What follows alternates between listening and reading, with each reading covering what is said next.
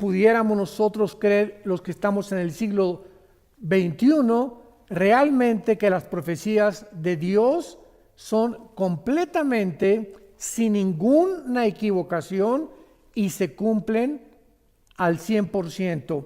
Dice Isaías 44, versículos 6 al 8, escrita hace 2700 años, o sea, 700 años antes de que Jesucristo viniera al mundo. Y dice así, Isaías 44, del 6 al 8. Así dice Jehová, Rey de Israel, y su Redentor, Jehová de los ejércitos.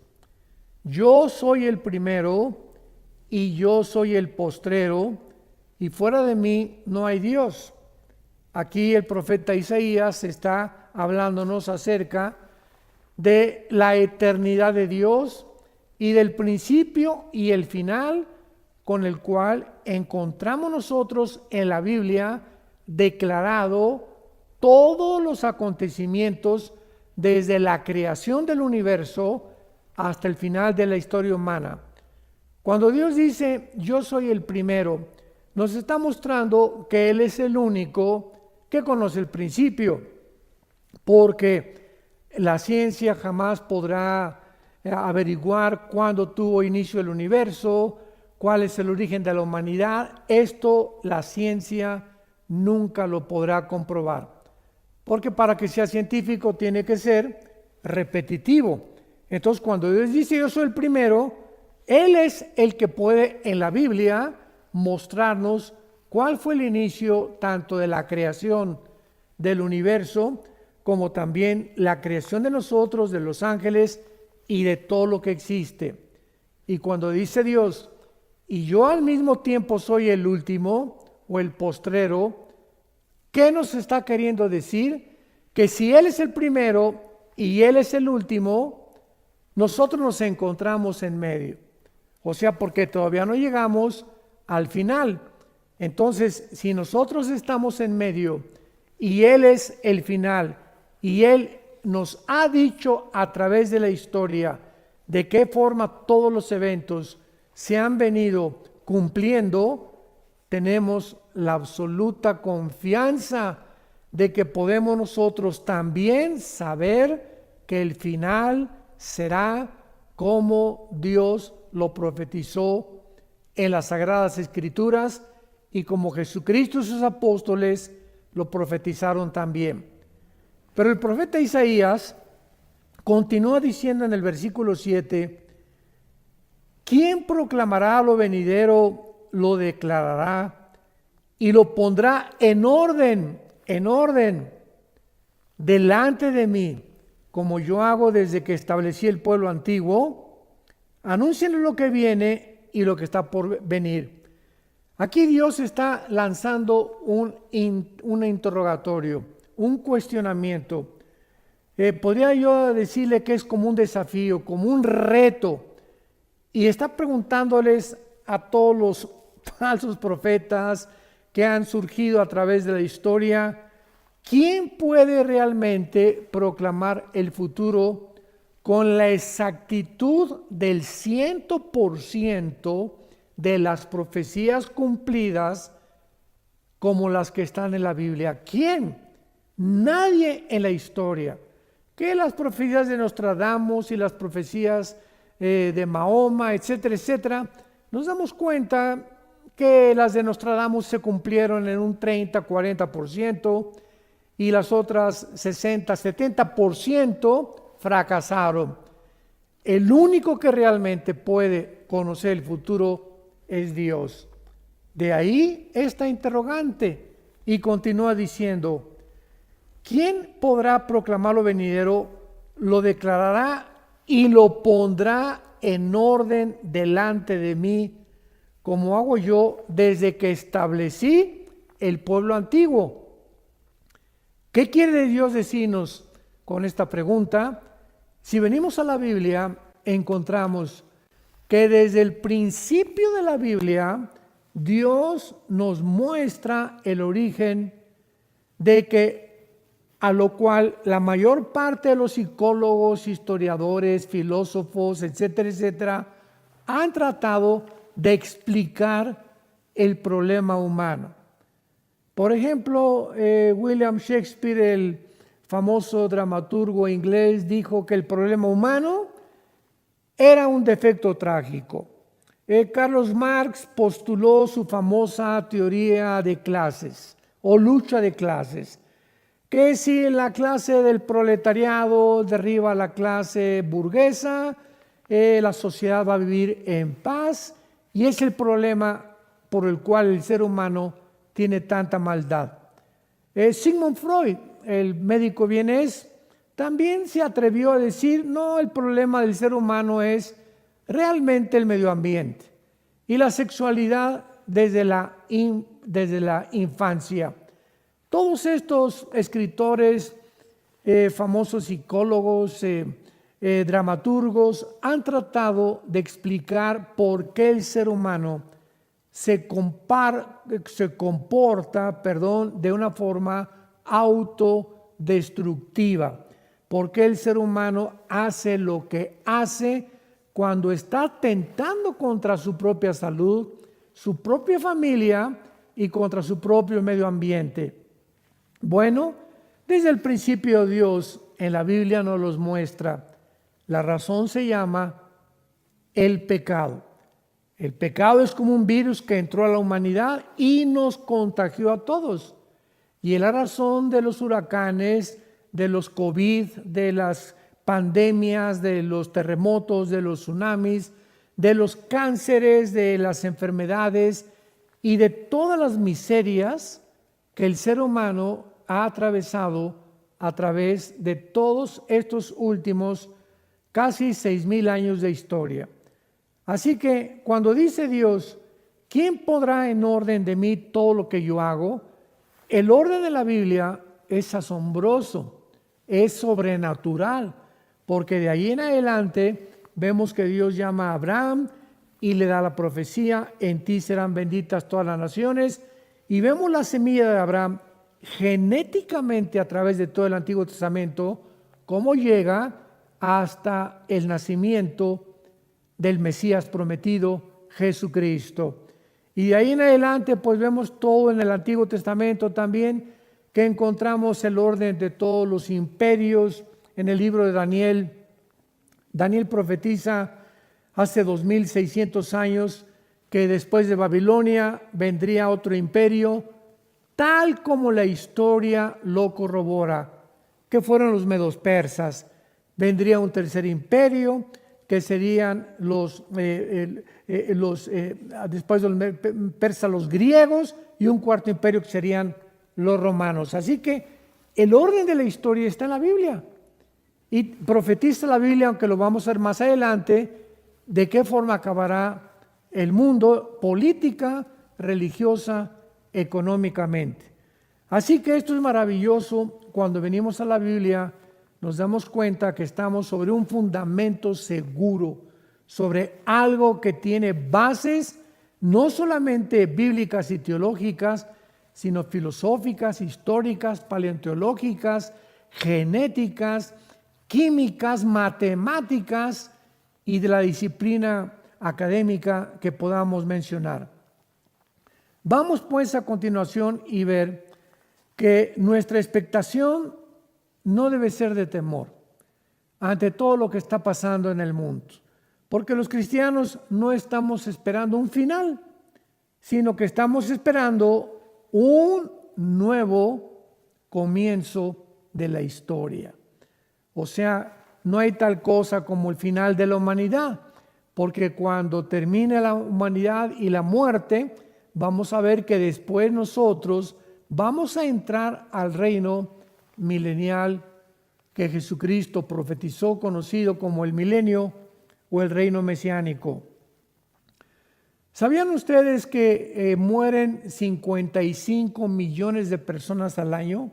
55 millones de personas mueren al año, de diferentes causas, de diferentes enfermedades, porque la muerte es un juicio de Dios, ya que Dios le dijo a Adán, el día que tú participes de este fruto, ciertamente morirás. Entonces la muerte es el resultado y el producto de un juicio divino.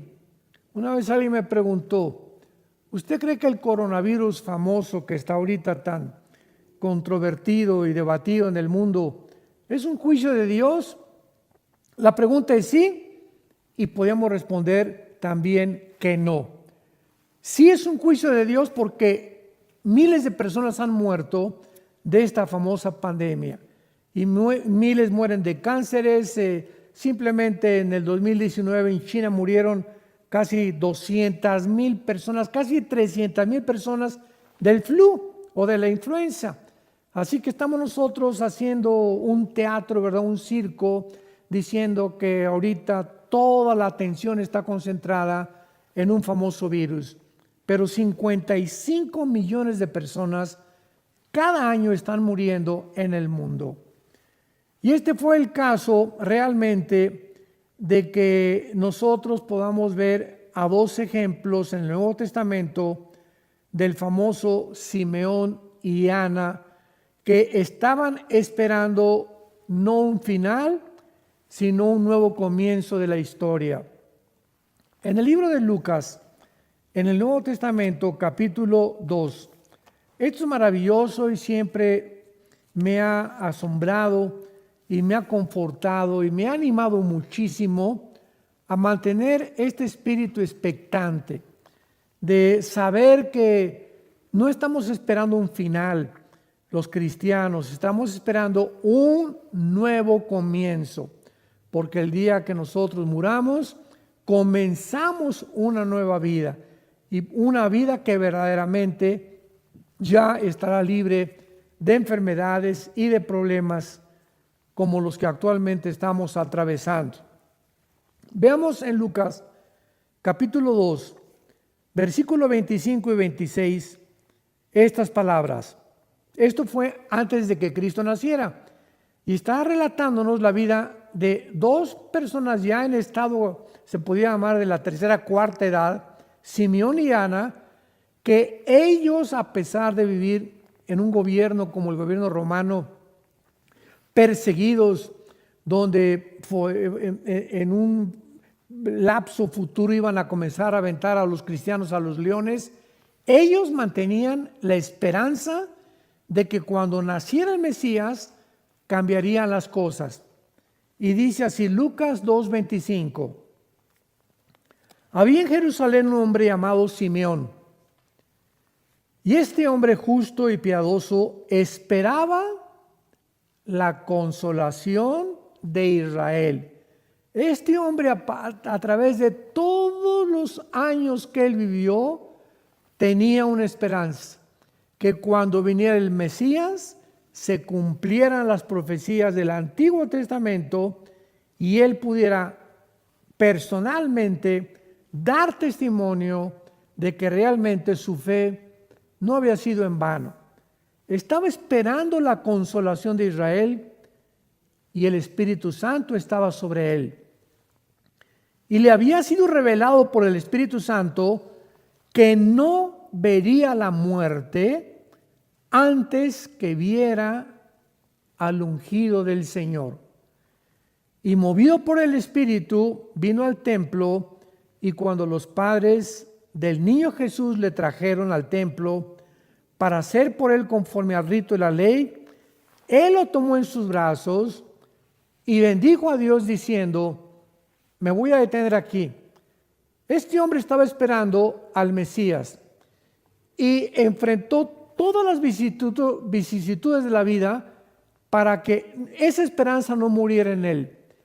Y el Espíritu Santo que estaba sobre él, porque era un hombre piadoso, porque sin fe es imposible agradar a Dios, le había prometido que él no iba a morir antes de que viera al Mesías. Y cuando trajeron a Jesús al templo, ¿cómo sabía él que era el niño Jesús? ¿Cómo sabía él que era el Mesías? Porque veamos lo que dice cuando lo carga. Versículo 29. Ahora, Señor, despides a tu siervo en paz conforme a tu palabra. porque han visto mis ojos tu salvación, la cual has preparado en presencia de todos los pueblos, luz para revelación a los gentiles y gloria de tu pueblo Israel. Vemos nosotros una de las primeras profecías de Simeón en la Biblia, con el niño Jesús cargándolo en sus brazos y anunciando que realmente Él era y que ahora podía morir en paz porque ya había visto que el Mesías prometido venía a este mundo. Pero veamos ahora el caso de otra mujer llamada Ana, en el versículo 36 al 38 de Lucas capítulo 2. Estaba también Ana, la profetisa, hija de Samuel o de Famuel de la tribu de Aser, de edad muy avanzada, pues había vivido con su marido 7 años desde su virginidad. Y era viuda hacía 84 años y no se apartaba del templo, sirviendo noche y día con ayunos y oraciones. Esta, presentándose en la misma hora, daba gracias a Dios y hablaba del niño a todos los que esperaban la redención de Israel. O sea, en el mismo momento que Simeón cargó al niño Jesús, ahí estaba otra mujer llamada Ana, que tenía 85 años de viuda. Imaginemos nada más, me imagino que ya tendría como 95 o 98 años, casi 100 años de edad. Y en ese momento ella da testimonio de lo que Simeón había dicho anticipadamente, que ella estaba segura que ahora venía la salvación del pueblo de Israel. Pasemos ahora y veamos a continuación la aparición de las señales. Una vez que hemos visto que las profecías están en la Biblia con el propósito de enseñarnos a vivir en fe, a confiar que lo que Dios ha dicho se tiene que cumplir. Como dice en su segunda carta el apóstol Pedro, capítulo 1, tenemos también la palabra profética más segura, a la cual haríamos bien en estar atentos y más en este tiempo que vivimos. Porque si tú te separas de la Biblia y tú te haces a un lado y comienzas a enfriarte, comienza a entrar la angustia, el temor, las dudas, la depresión, el estrés, porque separados de mí, separados de la Biblia, nada podemos hacer. Esto es muy importante para considerar en los tiempos que estamos viviendo. Muy bien. No cabe duda que mientras más cerca nos encontramos del arrebatamiento de la iglesia, más señales vamos a continuar viendo de parte de Dios, y lo que verdaderamente nos encontramos en los últimos tiempos de esta última generación. Veamos rápidamente que en el Medio Oriente es una olla express. Ahora está China, Rusia e Irán unidos, tal como se profetizó hace 2700 años en Ezequiel 38 y 39. Hace 2700 años se profetizó que la China, Rusia e Irán se unirían con varias naciones musulmanas para planear una invasión contra Israel. Entonces vemos que también se levanta Turquía, con el presidente Erdogan amenazando a Israel hace algunos meses, diciendo que él no va a permitir que más naciones árabes se unan actualmente, como ya lo hicieron los Emiratos Árabes Unidos, Bahrein, Sudán y últimamente la nación de Marruecos, que está, ¿verdad?, al sur de España, en el norte de África. Estas 4 naciones árabes que ya forman parte de la nación de un tratado diplomático con la nación de Israel, juntamente con Jordania y con Egipto, son 6 naciones árabes, que esto es inconcebible, que ya están unidas con pactos diplomáticos de paz, como el pacto Abraham que hicieron hace poco estas naciones de Emiratos Árabes y de Bahrein con la nación de Israel. Esto es increíble, porque hace aproximadamente 74, 75 años que Israel se independizó y se convirtió en una nación soberana, libre. Jamás había en la historia, o jamás se había concebido que pudieran naciones árabes comenzar a unirse a Israel en pactos de paz. Entonces, estamos realmente en un mundo donde las profecías están convergiendo rápidamente. Europa, ¿qué podemos decir de Europa? 1957 se firmó el famoso Tratado de Roma para que ya pudiera Europa considerar que se eliminaran las fronteras, los aranceles, que pudieran realmente eliminar también los impuestos y que pudieran tener un solo ejército, una sola moneda, un solo gobierno. Y poco a poco, hasta el siglo XXI que nos encontramos, se han reunido casi 29 naciones. Inglaterra se acaba de separar con el famoso Brexit de Europa, porque quiere mantener la libra esterlina, su nacionalidad, su independencia. No quieren seguirle pagando impuestos a la Comunidad Europea o a la Unión Europea, y Europa se está hundiendo económicamente. Actualmente sobreviven nada más Alemania y Francia. Y Francia también, ¿verdad? Con grandes trabajos, agarrada de Alemania para no hundirse. Vemos el hundimiento de España, de Portugal, de Italia y de Grecia, donde estas 4 naciones ya ni el Fondo Monetario Internacional ni el Banco Mundial ya pueden sostenerles ni ayudarles a poder levantarse. Y le agregamos el famoso coronavirus. Pues ahora con el coronavirus, pues ya un confinamiento en España que ha llegado a un totalitarismo dictatorial, con unas arbitrariedades que están viendo ya casi en todas las naciones del mundo.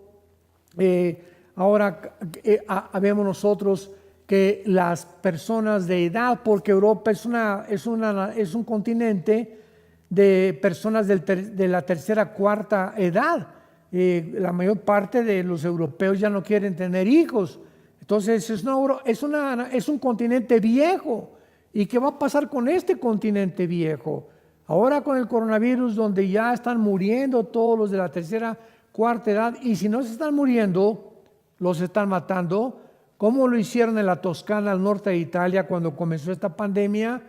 ¿Qué va a pasar? Bueno, es muy fácil de poder discernir. Saben ustedes que Grecia y Italia y algunas naciones como Alemania y Francia abrieron sus fronteras a todos los refugiados que venían del Medio Oriente. Todos los refugiados de Siria, de Irak, han entrado por Grecia, han entrado por Italia, han comenzado a entrar a todas las naciones. Simplemente hay más de 40, 50 mil refugiados en cada una de estas naciones que acabamos de mencionar. ¿Y qué va a suceder? Bueno, pues los musulmanes se reproducen al 7:1. ¿Qué quiero decir? Que por cada europeo que nace, nacen 7 musulmanes. Con esto podemos nosotros deducir que en 8 años, para el año 2027-2028, Europa será un continente musulmán, controlado por los musulmanes y por la ley de los musulmanes. Y vamos a ver que las profecías bíblicas se van a cumplir, porque tal vez el anticristo tendrá raíces musulmanas, ya que provendrá de alguna nación o de Siria o de Irak, del Medio Oriente.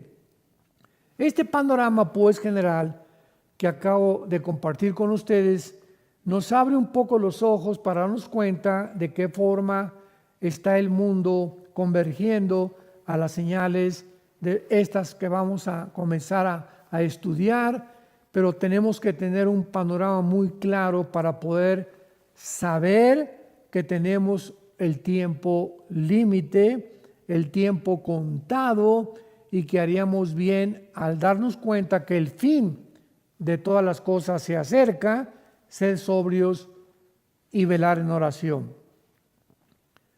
Pero vamos a comenzar con el surgimiento del nuevo imperio romano como la primera señal que converge con el siglo XXI. Vamos a ver una señal que se mostró hace 2600 años con algo que está actualmente llevándose a cabo políticamente y religiosamente en el mundo. En el libro de Daniel, capítulo 2, Daniel hace 2600 años profetiza las naciones y los imperios que de una forma cronológica iban a surgir en el mundo antes de que Jesucristo regresara. Vuelvo a repetir, de una forma cronológica. Nos acordamos de la profecía de Isaías 44, que dice Dios: ¿quién pondrá en orden las cosas de la historia como lo hago yo desde que establecí el pueblo antiguo? Pues vamos a ver que Daniel nos complementa y nos demuestra que Dios es el Dios de la historia, el Dios del tiempo, el Dios de la Biblia. En el capítulo 2 del libro de Daniel, Daniel revela el sueño al rey Nabucodonosor. Y el rey Nabucodonosor había tenido un sueño de una gran estatua que estaba formada por la cabeza de oro, los brazos y el pecho de plata, el vientre de bronce, las piernas de hierro y los pies mezclados de hierro con barro. El rey Nabucodonosor no pudo interpretar este sueño. Estaba perturbadísimo. ¿Qué quería este sueño decir? Y le habló a los astrólogos, le habló a los magos, nadie pudo revelarle el sueño. Daniel se puso a orar, capítulo 2 de Daniel, y el Dios de la Biblia le revela a Daniel la revelación y le explica las siguientes palabras. La cabeza de oro es el imperio babilónico, donde Daniel se encontraba en ese momento sirviendo. El brazo y el pecho de plata es el reino de los medos y los persas, que vinieron exactamente después de el imperio babilónico. El vientre de bronce, le dice el ángel a Daniel, es el imperio que sigue, que de acuerdo a la historia fueron los medos y los persas. Y el cuarto imperio, que tenía las piernas de hierro, es el imperio romano, tal como la historia lo confirma y lo corrobora. En ese mismo orden aparecieron los últimos imperios de la antigüedad. Sin embargo, los pies de la estatua estaban mezclados de hierro con barro. Y en ese momento Dios le dice a Daniel y le revela que estos 10 dedos de la estatua del sueño que tuvo Nabucodonosor, escuchemos con mucha atención lo siguiente, revelan el último gobierno que aparecerá antes de que Jesucristo regrese. Pongamos atención, estos 10 dedos de la estatua es la revelación final de que antes de que Cristo venga se formarán 10 naciones. Los 10 dedos representan 10 gobiernos, que en el capítulo 7 representan 10 cuernos, y en el capítulo 17 del libro Apocalipsis, el Espíritu Santo revela y explica que los 10 cuernos son los 10 naciones que el anticristo comenzará a gobernar y a través de las cuales gobernará la mayor parte del mundo entero. Pero veamos con detalle esta profecía en Daniel 2, versículo 42 en adelante. Y por ser los dedos de los pies en parte de hierro y en parte de barro cocido, el reino será en parte fuerte y en parte frágil. Así como viste el hierro mezclado con barro, se mezclarán por medio de alianzas humanas, pero no se unirán el uno con el otro, como el hierro no se mezcla con el barro. Y en los días de estos reyes, pongamos mucha atención, en los días de estos reyes, el Dios del cielo levantará un reino que no será jamás destruido. En los días cuando se formen estas 10 naciones, estos 10 gobiernos, en esos días es cuando Cristo regresará al mundo. Y dice a continuación, un reino que no será destruido, ni será el reino dejado a otro pueblo. Desmenuzará y consumirá a todos estos reinos, pero él permanecerá para siempre. Y de la manera que viste que del monte fue cortada una piedra, no con mano, la cual desmenuzó el hierro, el bronce, el barro y la plata y el oro, el gran Dios ha mostrado al rey lo que ha de acontecer en lo porvenir. Esta profecía está relacionada con el futuro de la humanidad, con los últimos tiempos, que somos los tiempos que nosotros estamos viviendo. Dios te ha revelado lo que ha de acontecer en lo porvenir, y el sueño es verdadero y fiel su interpretación. Actualmente, para entrar en materia, el mundo se dirige a lo que se conoce como el globalismo. La globalización es otra cosa, son dos términos completamente diferentes. La globalización es la razón por la cual tú y yo ahorita me pueden ustedes ver a través de los medios de comunicación, a través de los cuales yo puedo transmitir esta conferencia, este video, etcétera, etcétera. La forma como los satélites de comunicación han unido como una red, como una telaraña a todas las naciones, es al punto donde el mundo ha llegado gracias a la tecnología que tuvo su inicio en el siglo XX, en la década de los 70s, 80s. Eso es la globalización. El globalismo es otra cosa. El globalismo es una agenda que está manejada por un grupo de multimillonarios, una élite que la forman los del club de Bilderberg, que algún día vamos a hablar de eso. Están detrás de esto un multimillonario llamado George Soros, David Rockefeller, Bill Gates, etcétera, etcétera. Y este grupo, esta élite, tiene como propósito principal quitar las fronteras del mundo, que ya se abran las fronteras a todo el mundo, que el mundo pueda llegar a ser gobernado por varias naciones. La Biblia dice que serán 10 naciones las que van a gobernar finalmente el mundo entero, que ya no haya leyes morales, que se permita el huracán que viene y el tsunami de inmoralidad, de la ideología de género, matrimonios gays, el movimiento LGTB, etcétera, etcétera. Este movimiento globalista tiene como propósito principal desbancar la familia cristiana, hacer a un lado y redefinir la familia y el matrimonio que tiene su fundamento en la Biblia y durante por 6,000 años ha sido entre un hombre, una mujer y los niños.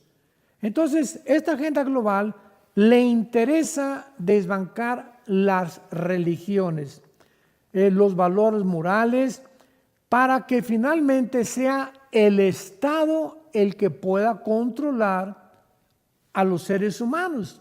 Y de esta forma, ¿verdad? Mientras más pobreza, cuando nuestra lealtad ya no es a Dios, ni tampoco a Jesucristo, entonces el Estado quiere que la lealtad sea al Estado. Y la religión impide que nosotros tengamos una lealtad total al Estado. Por eso es que tiene que eliminar de alguna forma nuestra lealtad a Dios y acabar con todo aquello que represente a Dios. Esto es interesante porque la Biblia así lo profetizó, que así terminaría el mundo, donde dice en la segunda carta a los Tesalonicenses, capítulo 2, el apóstol Pablo, que el anticristo se hará Dios, se adjudicará el título de Dios, donde nadie más que Él gobernará y donde Él será el que controlará finalmente. Él resurgirá a Europa, Él traerá soluciones para el medio ambiente, para la pobreza, para los virus. Va a ser un genio, va a ser un hombre dotado de poderes extraordinarios, sobrenaturales, que vendrán del propio Satanás. En esta primera carta a los tesalonicenses, Pablo está muy preocupado por esta iglesia y su preocupación aumentó con la segunda carta que les mandó a la iglesia de Tesalónica. Y una de las preocupaciones de Pablo era que los cristianos en aquel tiempo no estaban seguros qué sucedía al morir. Porque en el Antiguo Testamento la única forma en la que se les dio a conocer a los judíos qué había después de la muerte fue que tanto los buenos como los malos descendían a un lugar al centro de la tierra llamado el Sheol, que significa en el hebreo el lugar de la sepultura o el lugar de los muertos. Era la única revelación que tuvieron en el Antiguo Testamento. Jesucristo entra en escena y desde luego que comienza a abrir más el entendimiento a los discípulos y nos revela que ese lugar, el Sheol, estaba en el centro de la tierra dividido en dos lugares. En un lado estaban todos los espíritus de los justos y del otro lado el Gehenna, que en el griego es el infierno, pero que había una división o una cima para que los que estaban en el infierno no pasaran del lado del paraíso o del seno de Abraham, y mucho menos, ¿verdad? Me imagino que nadie tuvo ganas de los que estaban en el paraíso para pasarse al otro lado. Entonces Cristo muere en la cruz y le dice al ladrón: hoy estarás conmigo, ¿en dónde? En el paraíso que estaba en el centro de la tierra, todavía no en el cielo. Entonces Jesucristo, dice la Biblia, 1 Pedro 3, Efesios capítulo 4, baja al centro de la tierra a sacar a los que estaban del lado del paraíso o del lado de Abraham y se los lleva en su resurrección al cielo. Y desde la muerte de Cristo hasta nuestros días, ausentes del cuerpo, presentes en el Señor. Si tú te mueres hoy en la noche, ya no descendemos al centro de la tierra, al paraíso. Abrimos los ojos en el momento de morir, vamos a morir en paz si tienes a Cristo en tu vida, e inmediatamente los vuelves a abrir y lo vamos a ver a Él. Y nos vamos con Él al cielo, directamente, escoltados por los ángeles de Dios. Si tú mueres hoy en la noche sin Cristo, el infierno continúa estando en el centro de la tierra. Entonces, si tú mueres sin Cristo, desciendes al centro de la tierra, esperas 1000 años que van a pasar del milenio para resucitar. Apocalipsis 20 del 12 al 15, en el juicio del gran trono blanco. En este juicio vas a ser juzgado. Dios te demostrará por qué tienes tu destino en el infierno. Una vez una viejita me dijo: ay, hermano, Dios es tan bueno y tan misericordioso, yo no creo que pueda mandar a nadie al infierno. Yo le contesté: amén, amén, amén, doña Chole. Dios nunca manda a nadie al infierno, ellos se van solitos. Porque de tal manera amó Dios al mundo que nos dio a su Hijo unigénito, para que cualquiera de ustedes que crea en Él no se pierda, mas tenga la vida eterna. Así que Dios no te va a mandar al infierno. Nos da una responsabilidad moral que se llama el libre albedrío en esta única vida que tenemos, para que tú y yo escojamos la bendición o la maldición. Y de acuerdo a la decisión, nosotros vamos a determinar el futuro eterno donde lo vamos a pasar. Muy bien. Entonces vamos a ver aquí en el capítulo 4 de esta carta a los tesalonicenses, en el versículo 13 en adelante, la explicación del apóstol Pablo de la otra vida y también del arrebatamiento de la iglesia. Dice así: tampoco queremos, hermanos, que ignoren acerca de los que duermen. La palabra dormir en el Nuevo Testamento implica a los que han muerto. ¿Por qué se le llama dormir?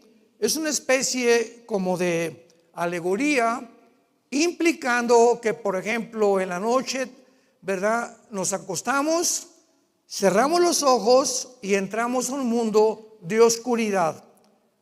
Nos despegamos de la realidad, entramos en un mundo inconsciente, ya no somos conscientes mientras dormimos.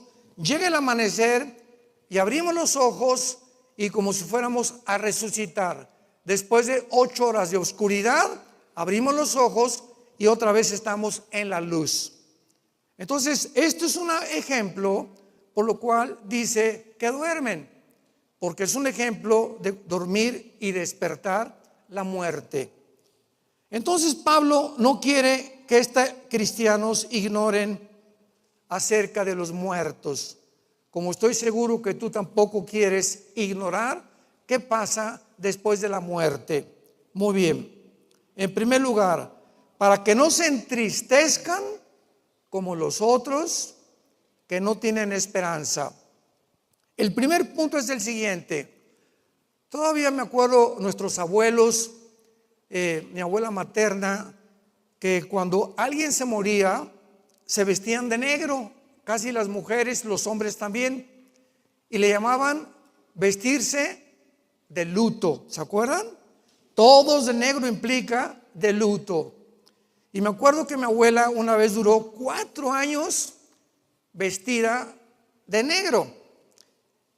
Y cuando ella se convierte a los 82 años, nuestra abuela materna se convirtió con mi hermano Alejandro y conmigo, la guiamos a Cristo, ¿verdad? Lo primero que le dijimos es: mira, abuela, ya se murió tu esposo, porque por su esposo estaba de luto, se murió otro hijo de ella también. Y le dije: mira, en el momento que alguien se muere, cuando no conocemos la Biblia, le lloramos 6 meses, 1 año, 2 años, 3 años, vamos al panteón y le llevamos flores, le llevamos una olla de mole el Día de los Muertos. ¿Se acuerdan del chiste ese de la India María? Que el Día de los Muertos, la India María estaba con una olla de mole en el panteón, y en eso entró, si se lo saben, Entonces mejor cuéntanlo ustedes, ¿no? Entonces llega la señora Pompidou con las flores y le dice la India María, le dice la señora Pompidou a la India María: India bruta, ¿cuándo vendrá tu muertito por el mole? Y le contesta la India María: cuando venga el suyo por las flores. O sea, tanto los ricos como los pobres, ¿verdad? Se llama paganismo.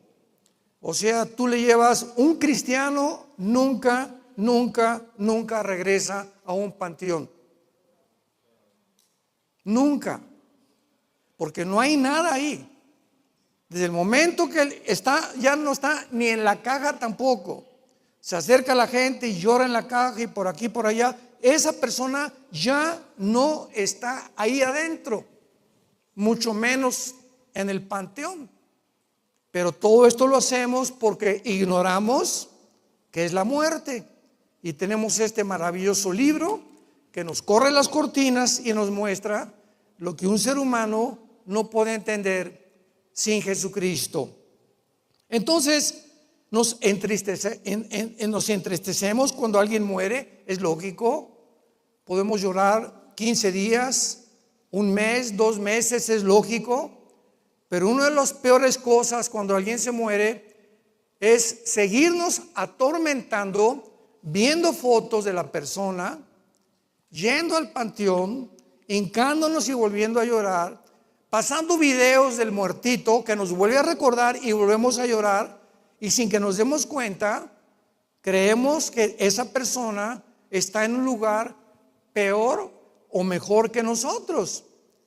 Pero cuando somos cristianos y sabemos que esa persona muere en Cristo y está con Cristo, el simple hecho de saber que ya no está en Querétaro, que está en un mejor lugar que ni Cancún, ni la costa francesa, no hay nada que se pueda comparar con el cielo. Eso nos da paz, nos da consuelo y podemos entonces continuar viviendo. Porque no podemos más que seguir viviendo, porque todos estamos determinados a morir algún día. Todos los que estamos aquí, no sé en 10 años si vamos a estar todos aquí, pero todos tenemos un destino, la muerte. Dichosos los que se preparan para morir. Y dice Pablo en el versículo 14, porque si creemos, vean el sí condicional. Ojalá que todos hayan traído su Biblia, Los que no trajeron su Biblia, siéntense con un cristiano. Porque si creemos, ¿crees? Si lo creemos, que Jesús murió y resucitó, así también traerá Dios con él. Traerá Dios desde el cielo con Jesús a los que durmieron en él. O sea, el arrebatamiento de la iglesia o el rapto de la iglesia, ¿quiénes se van a ir con Jesús? Desde los muertos de Pentecostés hasta nuestros días. Los que dormimos o los que estamos en Cristo. Pentecostés fue el tiempo cuando el Espíritu Santo bajó y nos bautizó. El Espíritu Santo nos amalgamó, nos unió al cuerpo de Cristo. Eso fue Pentecostés. Desde Pentecostés la iglesia es un organismo, no es un edificio, no es un templo, no es una catedral. Somos las personas que estamos unidas orgánicamente en una relación viva con alguien que resucitó de los muertos a los 3 días. Ese es el cristianismo. Somos personas que fuimos unidas a Cristo. En el Antiguo Testamento la iglesia no existía. El Espíritu Santo en el Antiguo Testamento bajaba sobre Sansón y Sansón tenía fuerzas sobrenaturales y agarraba y le abría como un borrego a un león las mandíbulas, agarraba una tabla y mataba más de 10,000, 20,000 filisteos. se iba el Espíritu Santo y Sansón era como tú y como yo. David comenzaba a escribir el Salmo 22. Dios mío, ¿por qué me has desamparado? Horadaron mis manos y mis pies. 1000 años antes, David, bajo la influencia del Espíritu Santo, estaba escribiendo lo que 1000 años después le pasó a Cristo en una cruz.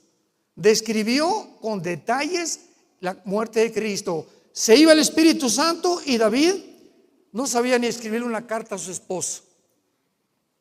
Pero en el Nuevo Testamento, ahora el Espíritu Santo nos ha amalgamado, nos ha sellado, ahora le pertenecemos y el Espíritu Santo nunca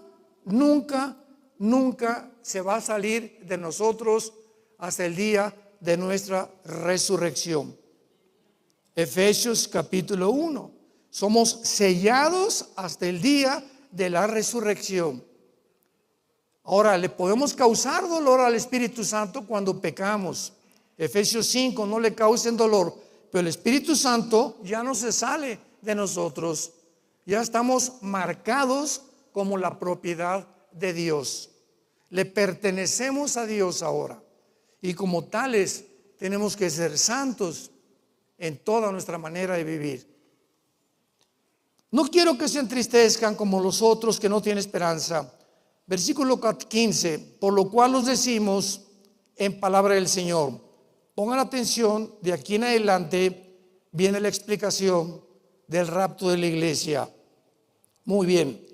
Que nosotros que vivimos, que habremos quedado hasta la venida del Señor, no precederemos a los que durmieron. O sea, si Cristo viene ahorita, nosotros estamos vivos. Los que vivimos no vamos a resucitar antes que los que murieron atrás de nosotros. Entonces, si ahorita viene Cristo y salimos del mundo, millones de personas, los primeros que se van con Cristo son los muertos de hace 2000 años a nuestros días. Los santos del Antiguo Testamento van a resucitar hasta el reino milenial. Hay varias resurrecciones en la Biblia. Algún día trataremos esta doctrina. Pero entonces los primeros que van a resucitar va a ser tu hermano, tu hijo, tu papá, que eran cristianos, resucitan. Y nosotros, después dice Pablo, versículo 16, porque el Señor mismo, con voz de mando, con voz de arcángel y con trompeta de Dios, descenderá del cielo y los muertos en Cristo. Solamente los que estamos en Cristo. En el Antiguo Testamento no estaban en Cristo. En Cristo es la iglesia. El rapto es para la iglesia. La iglesia es sacada del mundo y Dios regresa otra vez con Israel, que es todo el libro del Apocalipsis. Todo el libro del Apocalipsis hay 230 citas del Antiguo Testamento. Todo el Apocalipsis es hebreo. Todo es casi el Antiguo Testamento. Los símbolos, todo el Apocalipsis es otra vez los 144,000 judíos, los 2 testigos, etcétera. Todo es absolutamente relacionado con la nación de Israel. Y claro que va a haber cristianos que se conviertan durante el tiempo de la persecución del anticristo. Se llaman los santos de la tribulación y van a ser muertos como mártires la mayor parte de ellos. Entonces Cristo va a descender con el arcángel Miguel y con todos sus ángeles. Nadie los va a ver, nadie, va a ser invisible completamente. Nosotros vamos a oír nada más un shofar, que nada más lo vamos a oír nosotros, y en cuanto lo oigamos, así se nos cae la ropa, dejamos todo. Los pilotos van a desaparecer, los choferes, todos los niños menores de edad en todos los hospitales, en todas las casas, van a desaparecer. Va a haber una conmoción internacional por la desaparición de millones de personas. Viene Jesús con el arcángel, va una trompeta, la vamos a escuchar, que va a ser un shofar tocando la reunión con él en el cielo. Y cuando venga Cristo, no pone los pies en la tierra. En el arrebatamiento viene Jesús y en el aire resucitamos, primero los muertos, nosotros inmediatamente somos cambiados de nuestro cuerpo, lo vamos a ver en segundos, y nos reunimos en el aire con Cristo, y así nos vamos al cielo con Él mientras vienen los 7 años de la tribulación. Entonces, esto es muy importante que nosotros sepamos para que podamos entender que el mundo, ¿qué va a hacer? ¿Por qué creen ustedes que el fenómeno ovni está siendo otra vez desenterrado? Esta semana, no se imaginan, senadores de Estados Unidos entrevistando pilotos, astronautas, etcétera, etcétera, confesando que han visto ovnis, que es un fenómeno que no se puede negar. Sin embargo, los cristianos sabemos claramente que es algo real, pero la diferencia es que nosotros sabemos quién está detrás de este fenómeno. Y detrás de este fenómeno se encuentran los ángeles caídos, que pueden materializar la energía.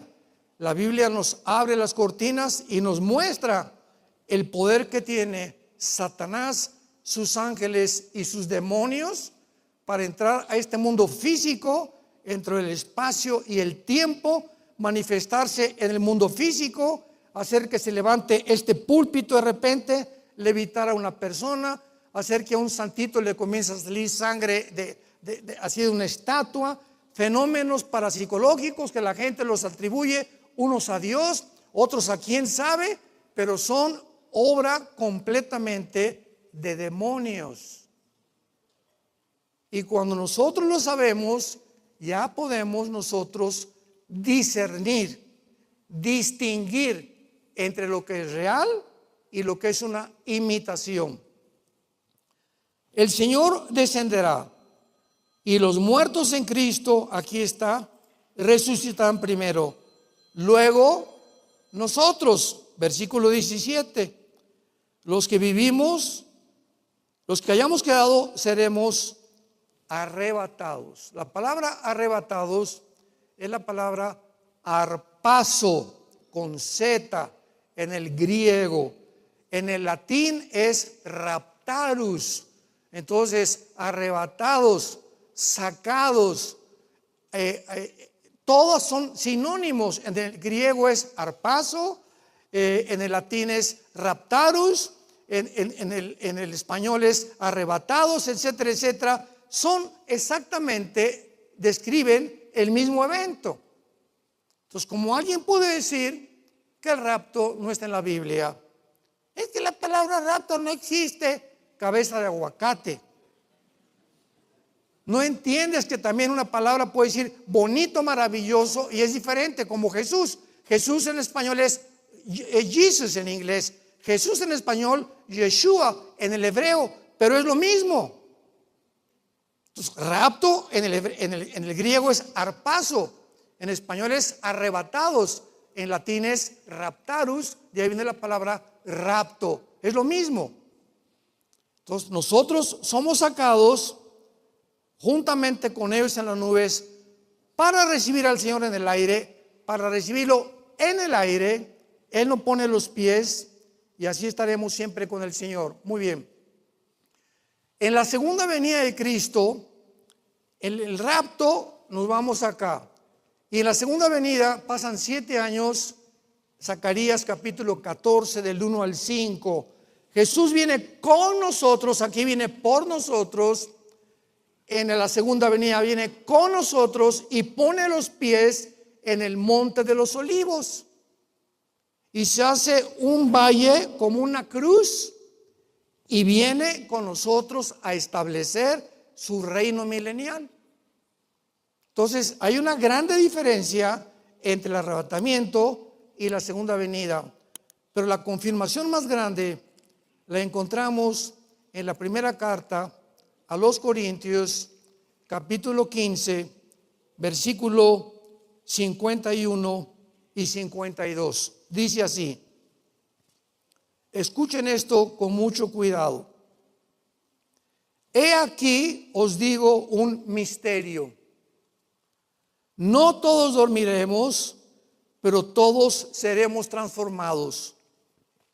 Un misterio en el Nuevo Testamento. La iglesia, Efesios 3, es un misterio. El misterio de Cristo, el misterio del matrimonio, el misterio del rapto. La palabra misterio, musterión, en el original griego, en todo el Nuevo Testamento, que encuentra la palabra misterio, significa algo o una verdad que en el Antiguo Testamento no estaba revelada. Era un secreto que hasta que vino el Espíritu Santo comenzó Dios a revelarnos. En el Antiguo Testamento no estaba revelado a dónde iban los muertos, ya lo vimos más que al Sheol. Ya sabemos ahora con más detalles qué pasa después de la vida, después de la muerte, etcétera, etcétera. Ya sabemos ahora el tribunal de Cristo, sabemos claramente más cosas del milenio, etcétera, etcétera. En la segunda venida Cristo viene y pone los pies con nosotros. Apocalipsis 19, Joel capítulo 3, Zacarías capítulo 12, Zacarías capítulo 14, Zacarías capítulo 14. Todos estos pasajes nos enseñan que Jesús baja del cielo con nosotros a establecer su reino mesiánico, su reino milenial. Ahora bien, el rapto de la iglesia es un misterio o una verdad que no se le reveló a Pedro ni a Judas, no el Iscariote, sino el otro medio hermano de Jesús, ni a Santiago, ni a Lucas. A nadie se le reveló más que al apóstol Pablo. A nadie se le reveló el misterio de la iglesia que estaba escondido en el Antiguo Testamento más que al apóstol Pablo. Pablo fue la persona a quien más revelaciones tuvo acerca del Antiguo Testamento para explicarnos qué significaba en el Antiguo Testamento. Muy bien. Si el rapto era un misterio, entonces no puede ser igual a la segunda venida, porque la segunda venida hablan más de 53 pasajes en el Antiguo Testamento que Jesús regresa, tanto en la primera venida como en la segunda venida. Y todos los apóstoles hablan que Jesucristo va a regresar por segunda vez. No era un misterio la segunda venida, pero el rapto era un misterio. No puede ser la segunda venida. Con la lógica más elemental. Entonces, podemos ver claramente que cuando es un misterio, se le revela a Pablo. ¿Qué misterio se le reveló a Pablo? Que no todos vamos a morir. Este es el misterio del rapto. Que en el Antiguo Testamento no lo sabían. Que iba a haber una generación en el futuro que no íbamos a gustar la muerte. Que de repente, si viene hoy en la noche Jesús o mañana, salimos del mundo y nunca supimos lo que es atravesar el túnel de la muerte. Que no todos dormiremos. Este es el misterio, pero todos seremos transformados. En un momento, en un pestañeo, o sea, en un abrir y cerrar de ojos, a la final trompeta, porque se tocará la trompeta y los muertos serán resucitados incorruptibles y nosotros seremos transformados. Esta trompeta no es la trompeta del Apocalipsis, porque las trompetas del Apocalipsis son de juicio y esta trompeta es la que se suena para llamarnos a reunirnos con Cristo en el aire. Así que no puede ser la trompeta de Apocalipsis 15 o la final séptima trompeta. Muy bien. Ahora, muchos de ustedes se preguntarán, ¿con qué cuerpo resucitaremos? ¿Me pareceré a Rambo?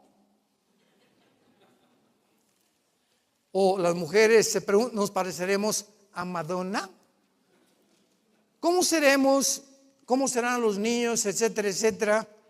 La Biblia nos muestra claramente algo que es importante. ¿De qué estamos compuestos? Si Sigmund Freud, el psicólogo vienés,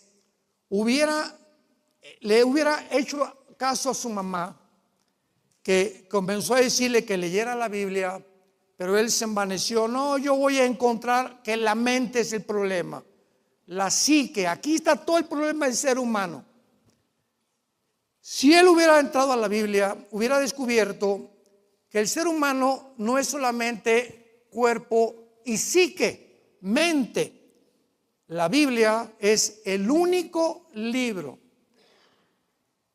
en los billones de volúmenes de literatura que existen en el mundo, que nos dice que somos un cuerpo, un alma y un espíritu. Es el único libro que nos muestra que el ser humano está formado por tres elementos. El espíritu es la parte con la cual nos comunicamos con Dios, porque Dios es espíritu. Juan capítulo 4 versículo 24. A través del espíritu conocemos a Dios, a través del espíritu adoramos a Dios, a través del espíritu servimos a Dios. Muy bien. La mente es el asiento de las emociones, el intelecto, los sentimientos y la voluntad. Es la mente. Y el cuerpo es únicamente un envase sujeto a la ley de la entropía o una ley de corrupción, donde estamos muriendo celularmente cada segundo. Así como el sol pierde millones de toneladas masa cada segundo, nosotros estamos muriéndonos todos los días hasta que nos hacemos viejitos y acabamos como los niños en el panteón. Entonces, somos espíritu, tenemos una mente, vivimos dentro de un cuerpo, pero somos espíritu. Tenemos un alma, vivimos dentro de un cuerpo. Veamos ahora esta prueba y esta confirmación de que el espíritu y el alma son diferentes. Abran sus Biblias en Génesis capítulo 35. Una de las cosas más tristes de la cristiandad y actualmente es que los cristianos ya no traen la Biblia a las conferencias. Qué tristeza. Génesis 35, versículo 18 y versículo 29. Vean lo que dice el versículo 18, los que traen su Biblia. Y aconteció que al salírsele el alma, murió, llamó su nombre Benoni, mas su padre le llamó Benjamín. Ahora comparemos, muy bien, los que traen su Biblia, ahí apunten en la palabra alma, la palabra nepesh, como suena, N-E-P-S-H-M,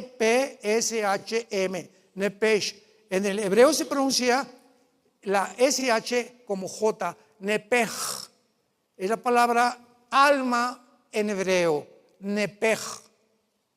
Vean el versículo 29 y hagamos la comparación. Y exhaló Isaac el Roach, apúntalo, como suena R-U-A-C-H, el Roach, que es la palabra hebrea para espíritu. Muy bien. Cuando comparamos que cuando muere el ser humano se salen dos cosas de nuestro cuerpo. El cuerpo se va a la tumba, lo pueden cremar, se lo comen los tiburones, le pueden hacer lo que quieran al cuerpo. No importa si lo creman, si lo entierran, el cuerpo ya se descompone. De todas maneras, los gusanos nos acaban de comer. El momento en que tú te mueres, se te sale del cuerpo el alma y el espíritu. Dos cosas se levantan y se van al cielo directamente con Dios. Y el hecho que etimológicamente, la etimología estudia la raíz de las palabras. Entonces, el hecho que el alma es nepej y el espíritu es ruach, dos palabras completamente diferentes, nos muestra que no son intercambiables. Y más adelante encontramos en Hebreos 4, versículo 12, porque la palabra de Dios es como una espada de dos filos que penetra hasta partir, que parte el alma y el espíritu. O sea, que la palabra de Dios, antes de que nos convirtiéramos, vean esto, cuando nacemos, el alma y nuestro espíritu nacen amalgamados. Nacemos con el alma y el espíritu así. O sea, zona gris. No hay blanco ni es negro. No distinguimos realmente el bien del mal. La palabra de Dios entra cuando la recibimos y lo que hace es separar entonces el alma y el espíritu. ¿Por qué? Porque ahora Dios a los cristianos ya no nos va a tratar con experiencias mentales o psicodélicas, porque la mente es muy engañosa.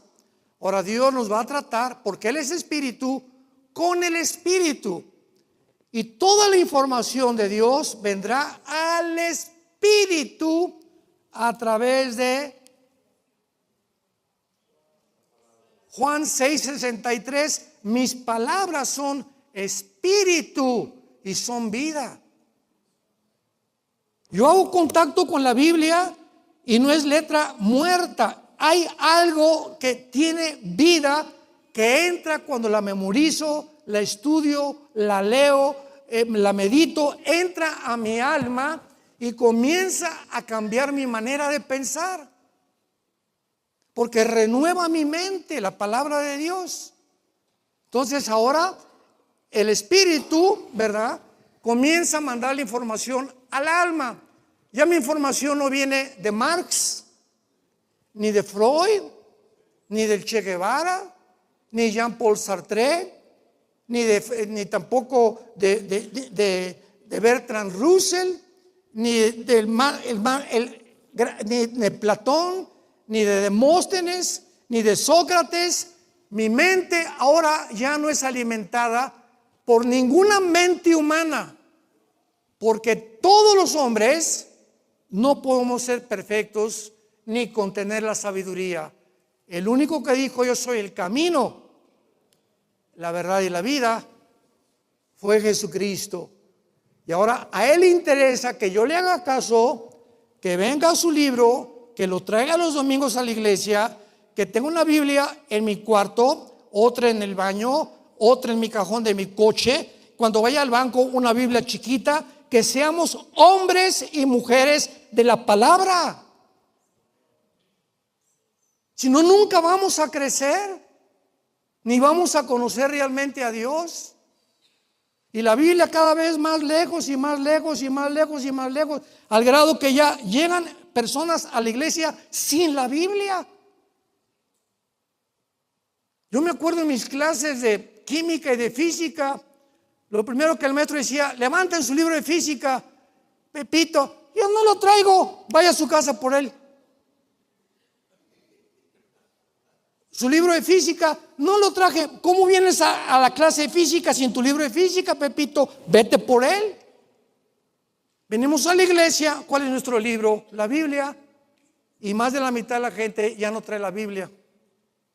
Porque ahora pues ponen aquí los versículos, y esto es para la gente que viene nueva. los que no traen Biblias, para que se comiencen a adentrar con la Biblia. Pero ya se acostumbraron los cristianos a que les pinten esto, el pizarrón, con las respuestas en el pizarrón, y ahora ya no traen la Biblia.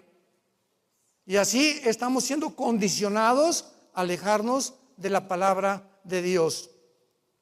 Entonces, somos espíritu, alma y cuerpo, nos morimos y nos vamos en el arrebatamiento con Dios derechito al cielo.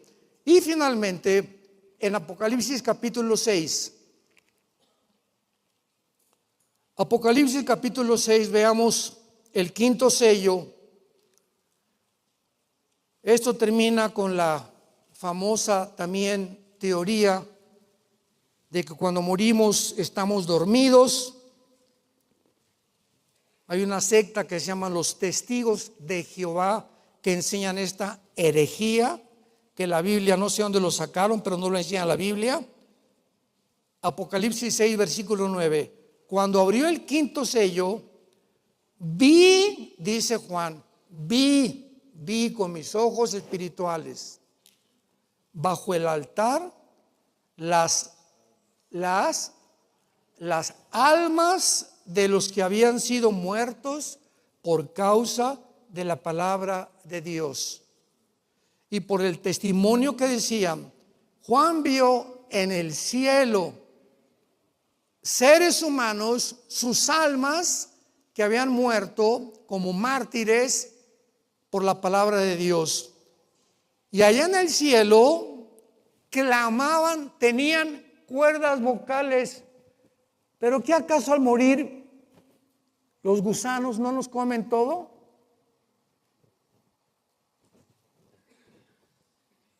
¿No nos comen las cuerdas vocales los gusanos o nos las dejan?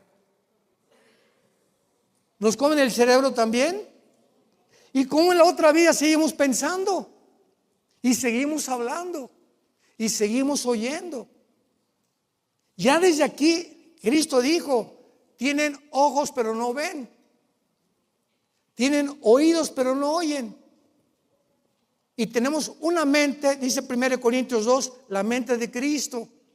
Y los cristianos, ahora que viven en la palabra, ven las cosas como Cristo las ve, oyen las cosas espirituales, leen las cosas espirituales, gustan la palabra de Dios, porque dentro de ellos los oídos y los ojos y la voz que hablamos, siempre hablamos para bendecir, nunca hablamos para maldecir ni hablar mal de nadie en la vida, porque ahora somos personas para bendecir a los demás. En la otra vida, esos oídos, esos ojos que estamos entrenando son los espirituales que mantendremos arriba en el cielo. Clamaban a gran voz, estaban hablando, pero no nada más eso. Vean lo que dice a continuación. Le decían a Dios: ¿hasta cuándo, Señor santo y verdadero, juzgas y venga nuestra sangre en los que moran en la tierra? Allá en el cielo estaban conscientes de vivir. Sabían lo que estaba pasando en la tierra. Tenían conciencia, no estaban fuera de la realidad. No eran espíritus como Gasparín. No andaba de aquí para allá y con en una nube con una arpa y tocando una. No. Vamos a mantener la conciencia de lo que somos mientras estamos aquí en el cuerpo. Señor, ¿hasta cuándo acabas con los secuestros, las guerras, los problemas, los divorcios allá en el mundo? Querían saber, le seguían preguntando a Dios, estaban junto al Padre.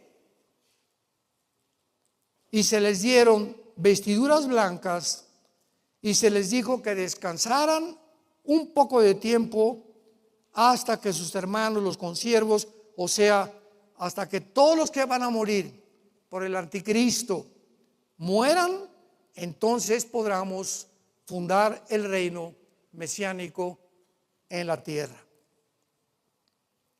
Le damos gracias a Dios porque estamos esperando la esperanza bienaventurada y la manifestación gloriosa de Jesucristo en el mundo. Dice el apóstol Juan en su primera carta, capítulo 3, versículo 3, y todos los que tienen esta esperanza se purifican a sí mismos. Nadie levante la mano. Yo quiero preguntarte en esta semana, ¿cuántos versículos de la Biblia has memorizado? Nadie levante la mano.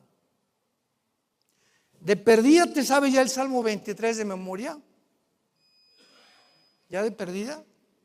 ¿O el Salmo 91 de memoria? Digo, no levanten la mano, no presuman. ¿O algún capítulo de la Biblia? Entonces, si no tenemos la Biblia y la guardamos y la memorizamos, ¿cómo podemos meditar y tener la palabra de Dios morando, habitando dentro de nosotros? La tenemos aquí y se nos sale. La oímos el domingo y se nos sale. Y estamos así, no la almacenamos, no la guardamos dentro de nuestra mente. Por eso nuestra mente no está renovada. Y por eso hay cristianos que tienen 5 años, 10 años en Cristo y siguen pensando igual que como antes eran cristianos. Pero vienen a la iglesia, aleluya y gloria a Dios, pero no han sido cambiados en su manera de pensar. No han cambiado su trato con su esposa, la siguen tratando igual. Otras mujeres siguen igual de rezongonas que como antes. Los jóvenes teniendo relaciones sexuales con sus novios o con sus novias y vienen a la iglesia y están en la alabanza. ¿Cómo puedes explicar esto? Mentes no renovadas. No han aprendido a pensar del pecado como piensa Dios. Y la Biblia dice, la paga del pecado es la muerte, y lo que nosotros sembramos vamos a recoger.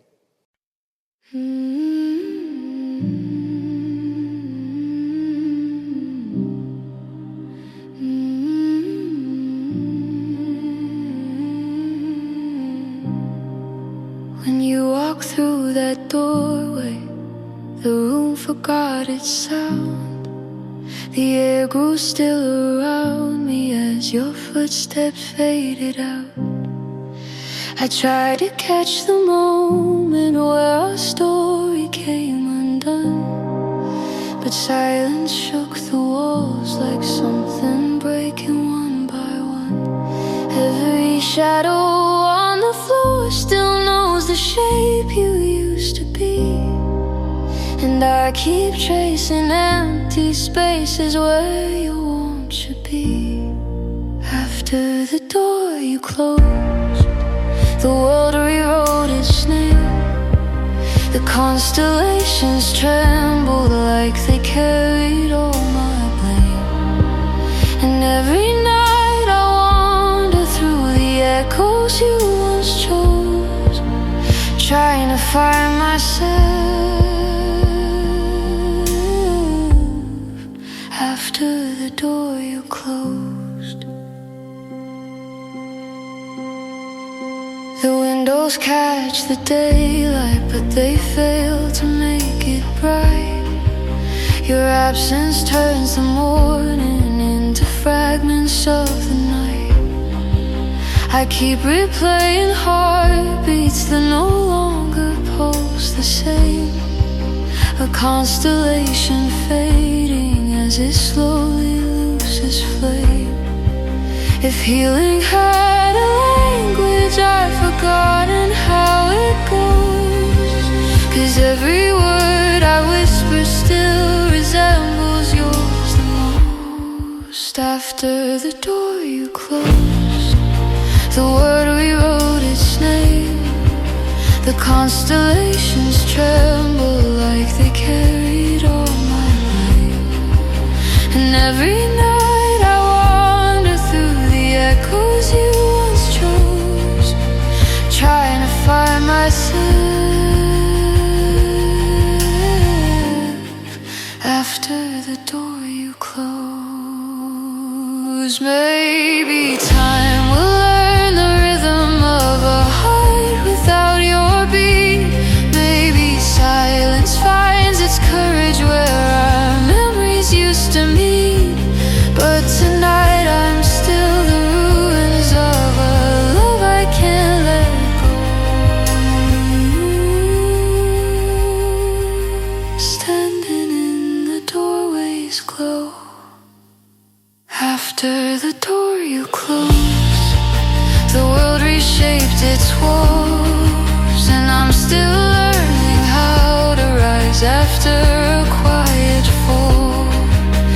If every star is honest, they still whisper what I know.